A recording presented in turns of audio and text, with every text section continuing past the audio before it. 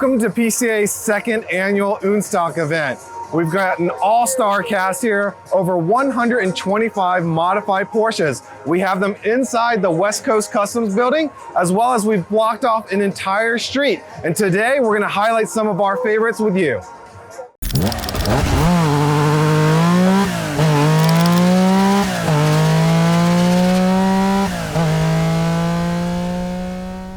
Be sure to log into your YouTube account, subscribe to our channel, and turn on notifications so you don't miss a video. Best of all, it's free to do so.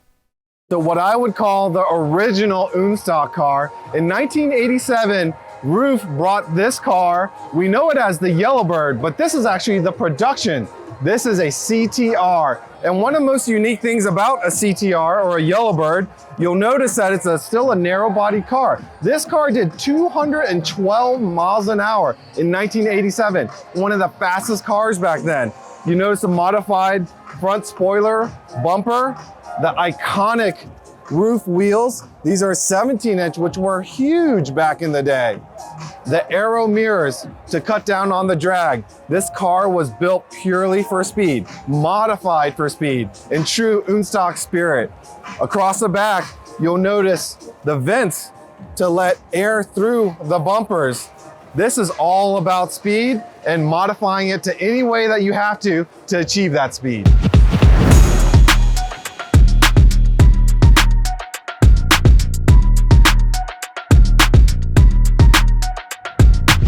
The inspiration for ÜnStock came from SEMA. I'm here with Patrick from DTM Auto Body, and the car behind me and cars like it. You've built a number of cars for SEMA. Patrick, tell me a little bit more on the details on this beautiful ride. Sure. So this is a 2008 9974. So it's an all-wheel drive. We did the RWB kit, wide body on it. It's a GT3 kit, so it has a center exhaust. The engine is fully built. It has a fresh engine on it. Everything's been freshened up, converted from a 3.6 to a 4.0 engine. We have H&R coilovers on the car and some Recaro seats to match it. So the presence of this car is amazing. And obviously, Nakai-san, the originator of RWB, did he design and install, or how does that all come about? So on the 997 kits, Nakai is a little bit more free on like having shops do it, but not just regular shops. You really have to have the resume to build it. To be officially blessed by Nakai-san to do it. So what it is that we were allowed to build it, and then he will sign the car and give it the name that it deserves. I was about to say, does Nakai-san still name the cars? Yes. And what's the name of this 997? Nothing yet. It's coming because we just built the car. So okay, hopefully the next month. So you'll share it with him. He'll get some sort of inspiration. Yes. And then he'll finally name the car. Yes, absolutely. So there you have it. One of the inspirations for ÜnStock, a wide body Nakai-san RWB 997.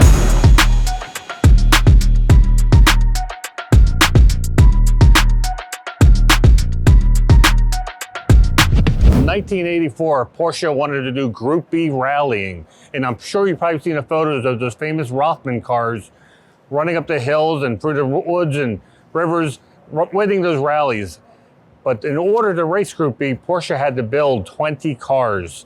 This is for my homologation purposes. 20 cars wasn't an easy task because these weren't the most comfortable cars or road-going cars, but they did make them and they did sell them. So these are super rare, only 20 made, rarely seen. So while this maybe is not a modified car like other ÜnStock cars, this is a modified car from the factory where they took an 84 shell, regular 84 911, and turned it into a rally car.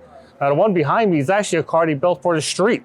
The rally cars were the two Rothman cars that were used in rallying, but this one here weighed over a little bit over 2,300 pounds, about 250 horsepower. As you can see, it has the turbo bodywork inside of it. It has the iconic 935 seats, lighter weight interior. The doors almost feel like paper. They're so light and paper thin. It was a high torque, low gearing engine and transmission made for rallying that they still claimed it could work on the street.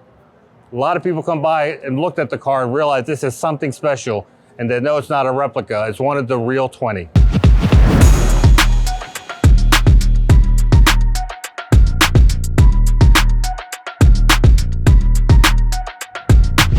of ÜnStock's magic is looking at the cars that members built to satisfy a particular need or urge, or make a tribute to a certain car they love. And this car is it. This is a 924 Turbo that was turned in to the 924 Carrera GT. Now, the Carrera GT was a car that Porsche built for homologation purposes to run at Le Mans. They wanted to have to build a certain amount of cars to be able to qualify in that class. They sold it to the public, less than 100. It was super rare, never even made it to the United States. So here in the States, we either had to make do and wait for the 944 or build your own 924 Carrera GT, which is what this owner did, but he took it a step further. Inside of it is no longer the 2-liter 924 turbo motor, but it's a 968, the 3-liter, the most refined of the 944, 968 line. Plus, it even has the 6-speed transaxle from the 968. As you can see, he added on the fiberglass hood with the hood scoop, the front nose with the air inlets, the European bumpers, even the clear Lexan headlights, which didn't move up or down. They were stationary because they wanted to save as much weight as possible. Had the bigger wheels on it than stock 924 turbos. Had bolt-on rear flares that were made out of fiberglass, once again, looking for lightweight. It would also tell people this is what the 944 would eventually morph into and turn into. So for those of you who are fans of the 924, 944 line, the 924 Carrera GT holds a very special plate because it never made it to the United States.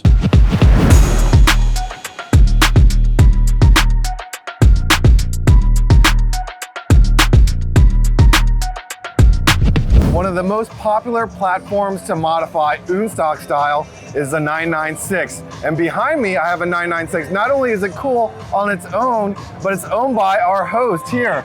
So Lorenzo Strong from West Coast Customs, thank you so much for having us here. Absolutely. Tell us a little bit about your 996. So like you said, it's the most popular and most affordable right now, right? But you don't feel like you're doing it a disservice by customizing it and taking it away from its originality, but then having some fun with it and driving it.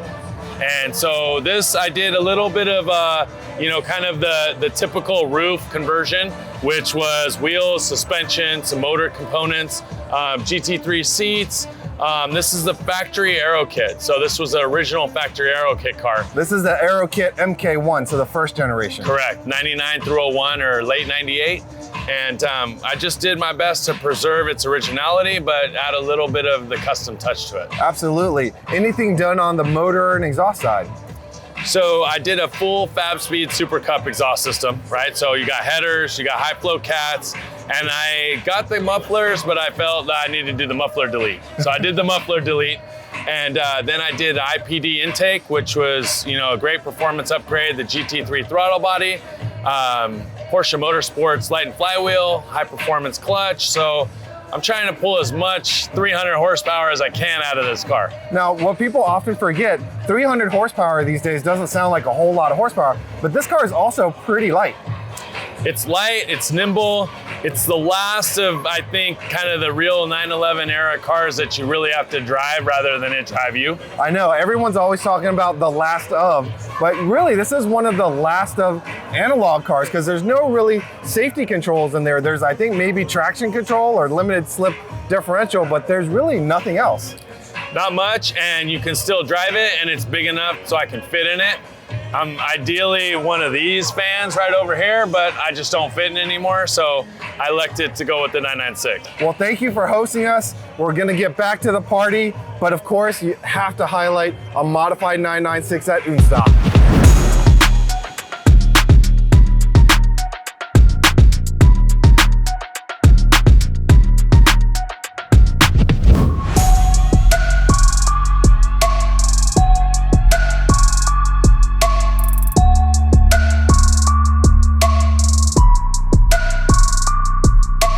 So in 1968, the FIA changed the rules and allowed for 5-liter, 4.5-liter engines. And it made the minimum cars required for this class only 25.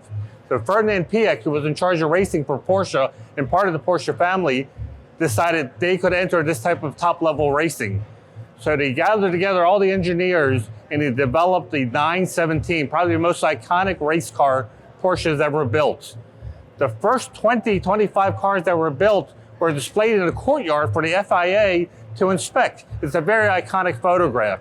They called it the secretary cars because Porsche was so small, they actually had to bring in all the secretaries in to put together these cars so they would pass FIA inspection. Most of the cars didn't even have a drivetrain. They used truck transmissions just to weigh them down so they looked like they would have engines in them. Luckily, the FIA did not inspect all the cars and looked at the first few and passed them, and they became legal to race at Le Mans.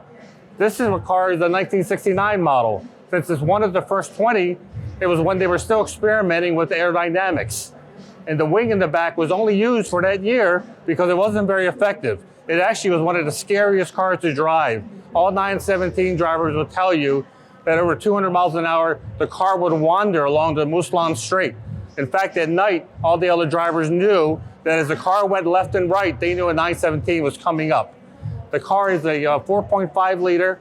It's almost 500 horsepower. It's incredibly light, 5-speed. It's a car that is so iconic now that it's what Porsche is known by. It has led to eventually what is now going to be the 963 as far as prototypes in Porsche going into Le Mans. It would make Porsche the winningest mark at Le Mans.